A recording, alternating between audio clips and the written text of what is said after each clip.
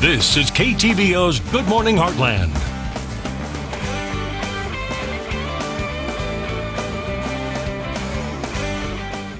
And welcome back. After centuries of hunting and trapping, Missouri still offers some of the best hunting and trapping opportunities around.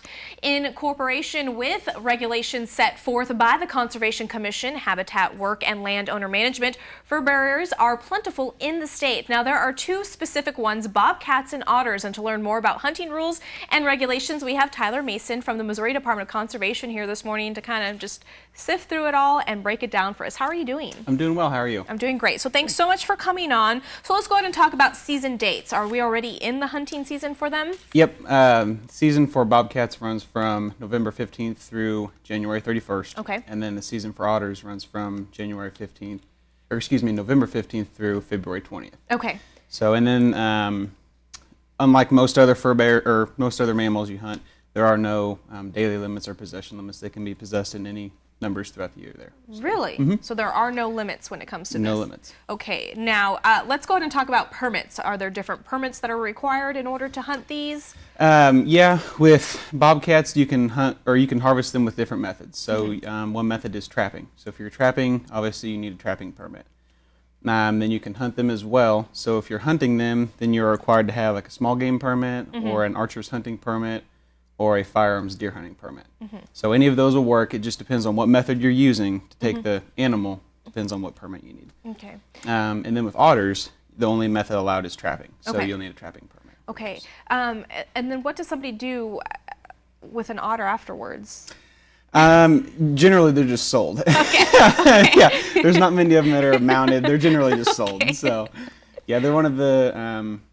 It seems like otters and bobcats are kind of up there on the list for how much they bring. Okay. So. Now, so I'm intrigued by this because I was not aware that there are bobcats in the state, and you said they're very plentiful around here. Yeah, there's quite a few of them anymore. Okay, and so when somebody sells them, who do they sell them to?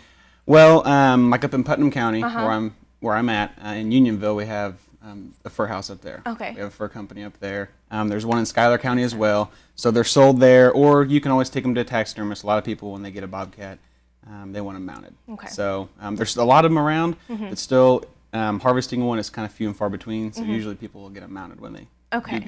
chance And now, before you can do that, take it to a taxidermist or to sell it, you have to get it registered, correct? Yes, we have these tags. They're called CITES tags. We have yellow ones for the bobcats, and then these white ones are for otters. Okay. And we call them CITES tags. Okay. And this is required by the U.S. Fish and Wildlife Service for these to be tagged.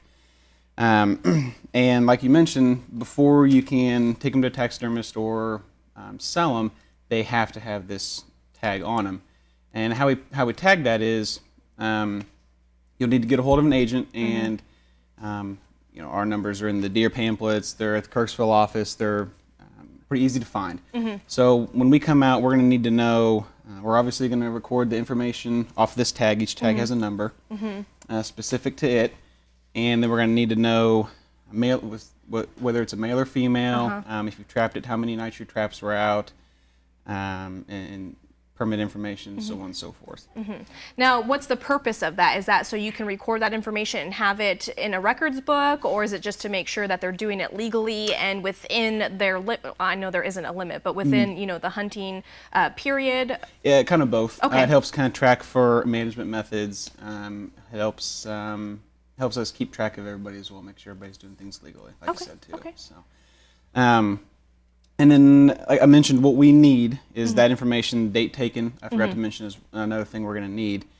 And then how we tag them is obviously you don't want to poke a hole in the hide because that's going to decrease the value of it. So how we tag them is after they're skinned out, they go through the eye hole and out the mouth. That way, when these are split into pieces, these are split up individually, and they are run down through the eye and out the mouth, and they're clicked together. That way they cannot be taken off. Gotcha. So we have to attach them where they cannot be taken off. Okay. And that's the only way to do it, other than poking a hole in the fur. So, and then they don't have to be tagged the day that they were harvested. Okay. The cutoff date is April 10th, following the season the animal was harvested. So a lot of people, what they'll do is they'll put them in the freezer and just wait till the end of the season and say, I need all these tagged all at once, instead of having to make trip after trip. But some people want to sell them as soon as they get them, so they'll go ahead and get them tagged as soon as they can. Right.